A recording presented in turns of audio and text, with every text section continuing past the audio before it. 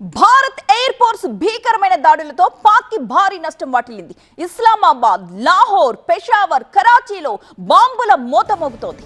ఇస్లామాబాద్ లో ప్రధాని షహబాజ్ షరీఫ్ ఇంటి సమీపంలో బాంబులు పడ్డాయి. ఇస్లామాబాద్ పై డ్రోన్లతో విరుచుకుపడింది ఎయిర్ ఫోర్స్. అజ్ఞాతంలోకి వెళ్లిపోయారు పాక్ ప్రధాని షహబాజ్. రహస్య ప్రదేశంలో పాక్ ఆర్మీ చీఫ్ అసీం మునీర్ ఉన్నారు. అసలు ఆయన ఎక్కడ ఉన్నారు అనేది కూడా ఎవరికి అర్థం కాని సిచ్యువేషన్. అలాగే 3 పాక్ ఫైటర్ జెట్స్ ని కూల్చేశారు ఇండియన్ ఎయిర్ ఫోర్స్ సిబ్బంది. పాక్ F-16 పైలట్ ని ప్రాణాలతో పట్టుకుంది సైన్యం. పలుచోట్ల పాక్ ఎయిర్ డిఫెన్స్ వ్యవస్థను కూడా పేల్చేసింది భారత్.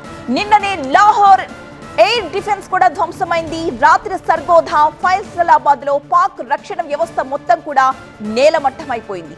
భారత్ నేవీ దాడులతో కరాచీ పోర్టుకు కూడా భారీ నష్టం వాటిల్లింది. INS విక్రాంత్ నుంచి మిసైల్స్ దూసుకుపోయాయి.